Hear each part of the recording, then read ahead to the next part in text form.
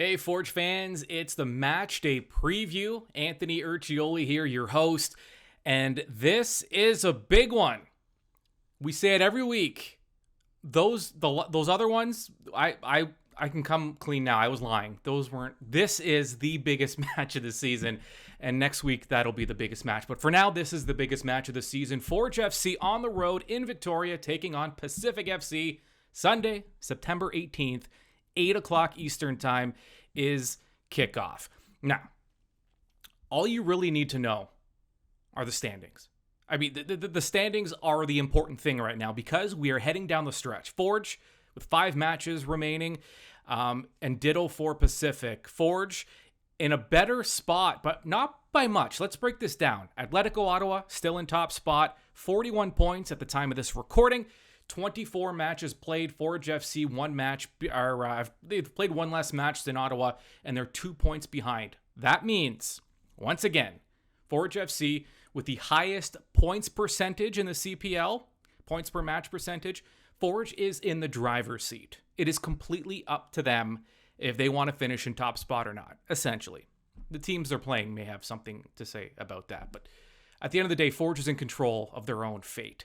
So they're 2 points at a top spot, one less match played than Ottawa. Cavalry, 1 point back of Forge after that loss against Forge at Tim Hortons Field last week. So a point back of Forge, and they played one more match than Forge FC. So again, Forge in good position here. Valor holding down that 4th spot with 36 points in 24 matches. They are tied with Pacific. Forge's opponent this weekend, outside looking into the playoff picture. Now, they're tied with Valor for the 4th and final playoff spot, but they do have a match in hand. So Pacific still in pretty good position. And by the way, from 1st place to 5th place, 5 points are separating. Not a lot of matches left, but all these clubs are playing against each other. These are 6-point swings. Every week, we could be looking at something different in the overall table. Now, before we take you out to BC, let's keep it home for a little bit here. You know, Forge is going to be playing against a club that likes to attack. They're not always used to playing clubs like that. They experienced it with Cavalry, and they will see it again against Pacific. Forge FC defender Garven Metusala is expecting a match similar to the one against Cavalry. It's gonna be. I think it's gonna be the same.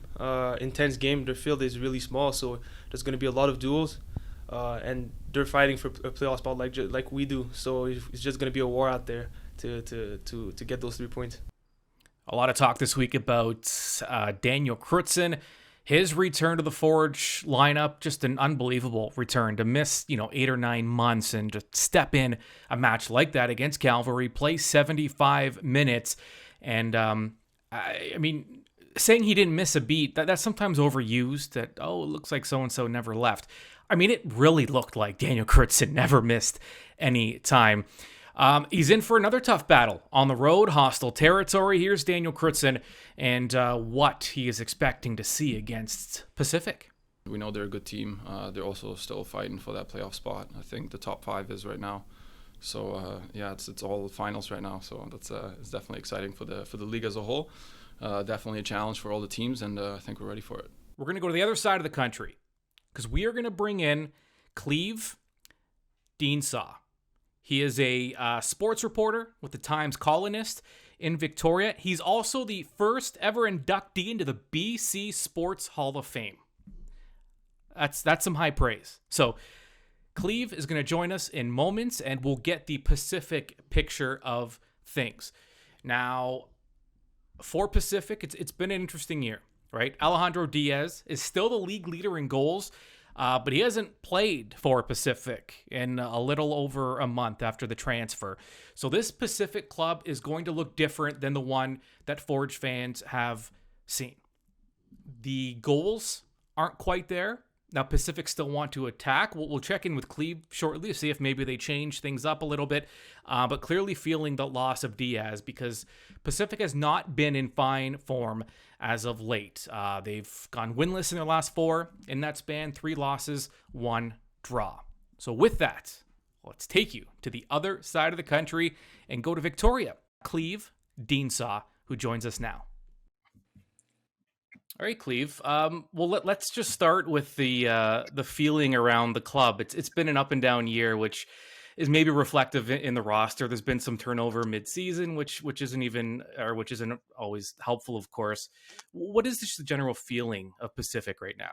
Well, like you said, Anthony, it's been an up and down season. They began strongly, with taking the league lead in the table very early, then hit a bad patch, and then really went on a 5 game winning streak, 6 game undefeated, and now has they lost 3 in a row, and tied the last game against Atletico Ottawa, and so it's been a season of swings for them, and this team is really hard to figure.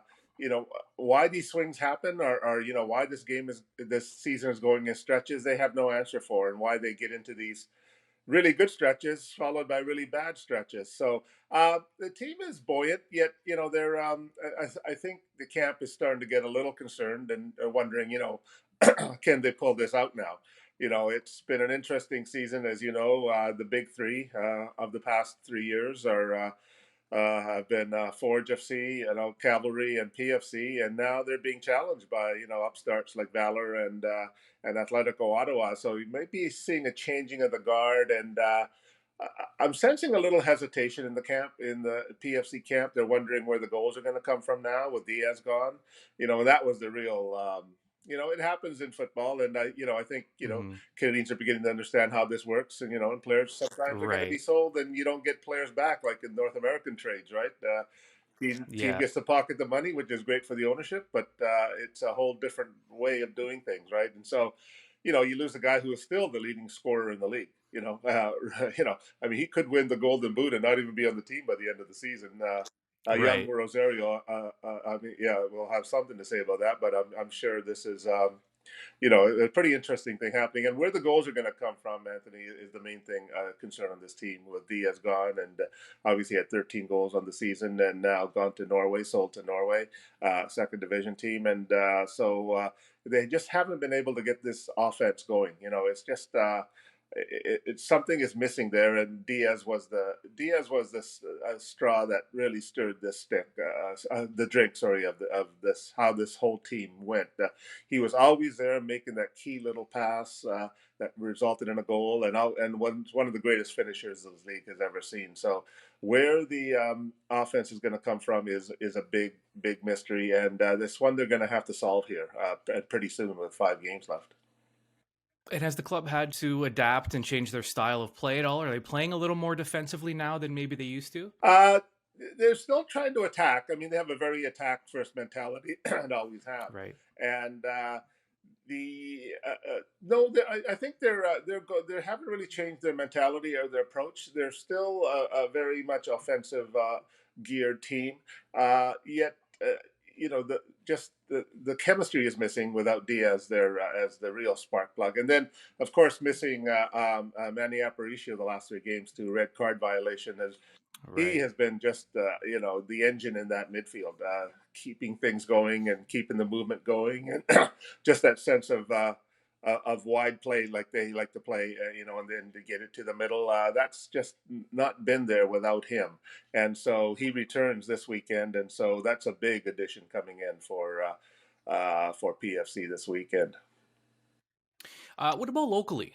Just the appetite for soccer and the appetite for Pacific. It's always interesting to get a glimpse into the different markets, as this is still a very new league, and so you wonder what the reception is like. Do people like their Pacific football Oh there? yeah, the fans are very passionate. If you've seen from the online games, especially the fans in the end zones, in all the local markets. I mean, they're obviously the most local ones, and they bring a real European type flavor, especially here to the proceedings. And fans who haven't been to games before are kind of going, "Why is there noise keeping happening all during the game?" Right? And Hmm. so if you're not used to soccer, traditional soccer, it becomes as a bit of a surprise to newcomers. The sort of Right. the energy of the crowd. Especially the hardcore crowd. Hmm. Beyond that,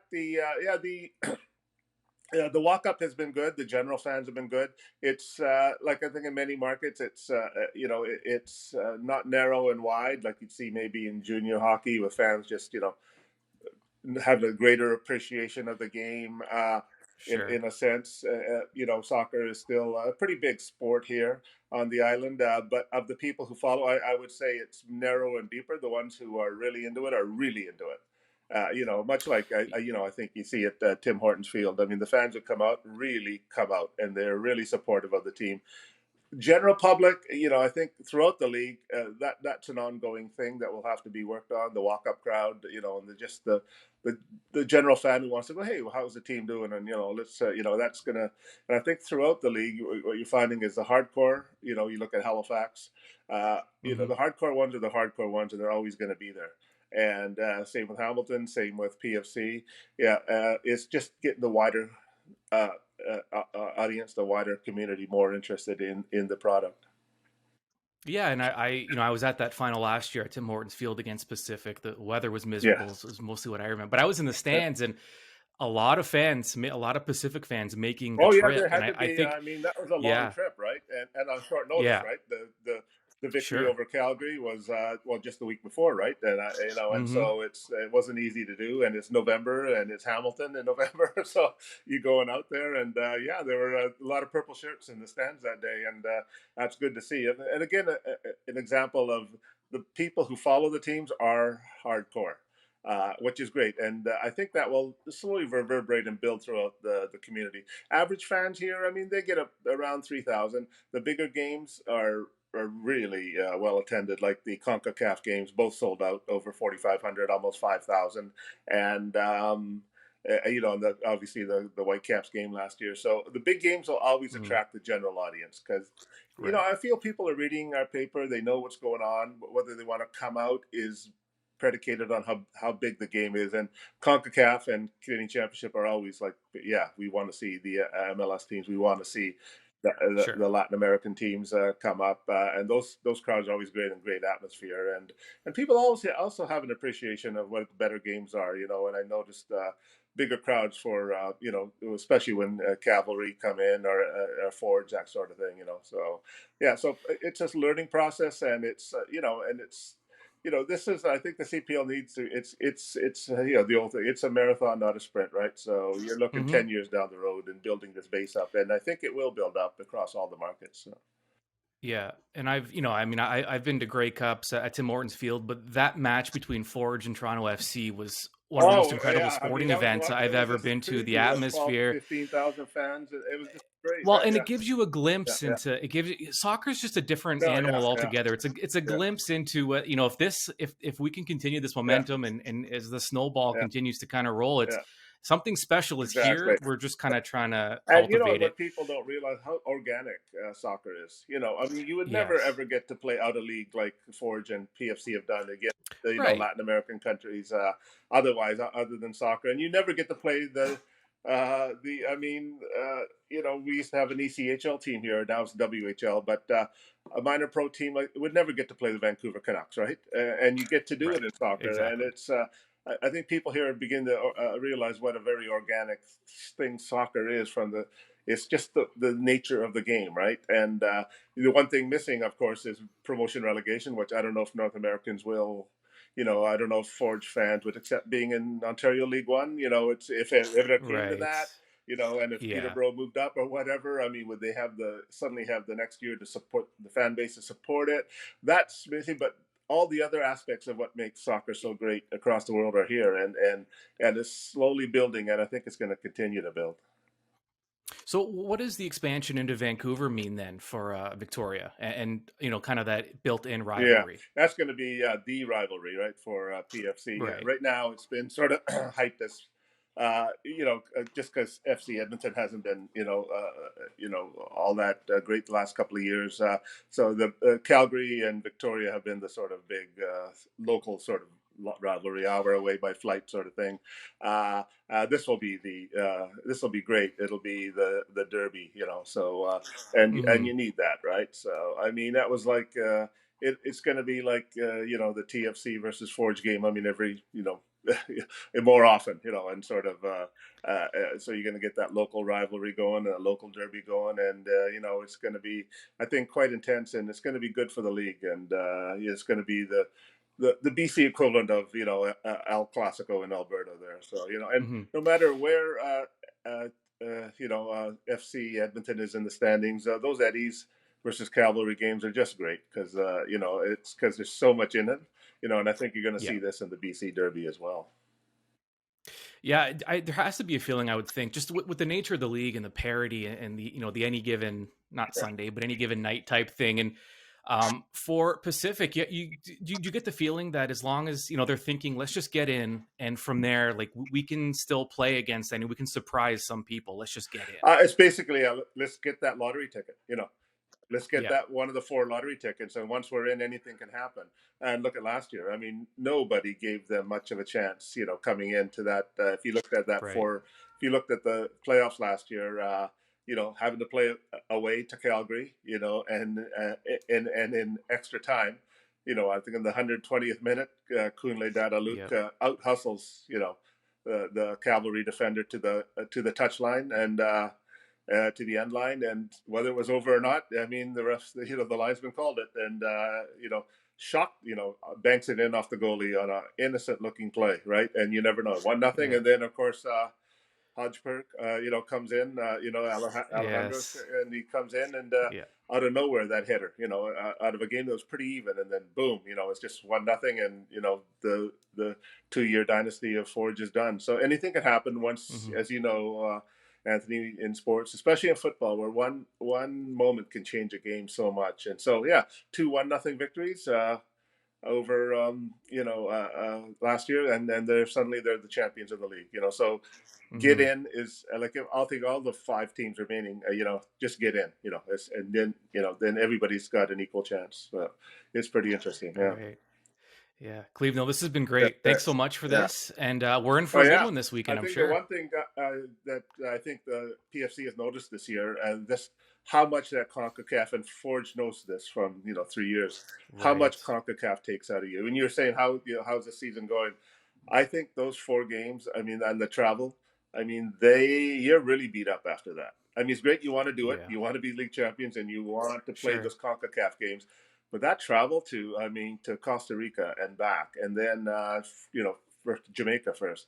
I mean, I think the league has a greater appreciation of what Forge FC has gone through these last few years. It just drains you. And that's what they've talked about, just how tired they are all the time. It's a test of depth in a league where it's hard, and it's hard to have depth in this league. Players, and they're all going to play because you got league, and then you got CONCACAF. And it's a test, how fit you guys are, right? And it's just, more stamina than fitness. It's just, and that's one thing I've noticed these guys talk about it in training camp here, or, when they're training in between games, is just, how draining that playing CONCACAF is, and then having to come back to the league, because league doesn't care. League is still going on, right? Sure. Yeah, so, exactly. And now I think now the league has got a better, PFC at least has a better appreciation of what Forge has gone through. Because I was amazed watching Forge all those games. I go, holy, where are they? They're down where? Tegucigalpa now. I know. They got to come back up and play in Winnipeg. Like 4 days later. I go, how do they even do that? Now PFC found out you just got to do it. Yeah. All right, great stuff from Cleve.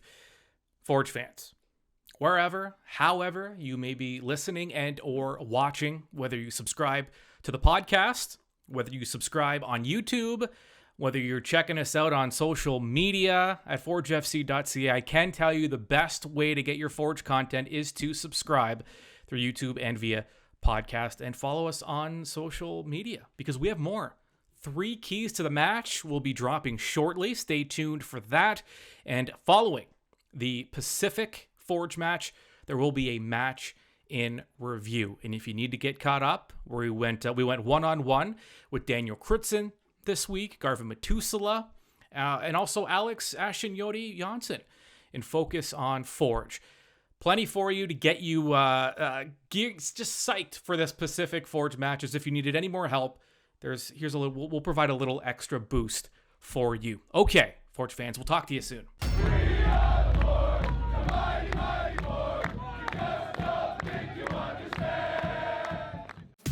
Forge FC is prepared, and now you are informed. This has been Match Day Preview with Anthony Urciuoli on the Forge Audio Network. Subscribe on Spotify or wherever you get your podcasts.